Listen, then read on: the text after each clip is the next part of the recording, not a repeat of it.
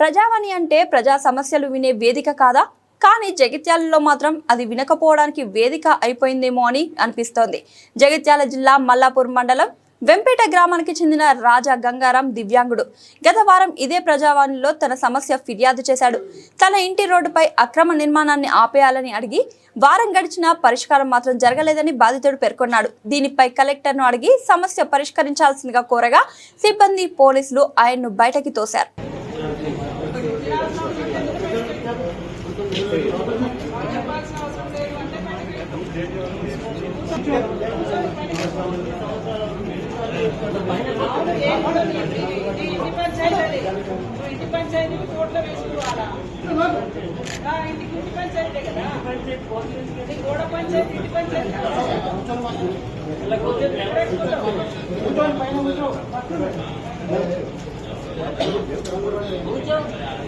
తీసుకెళ్ళండి బయటికి తీసుకెళ్ళండి బయటికి అయినా కూర్చోరా అయినా కూర్చో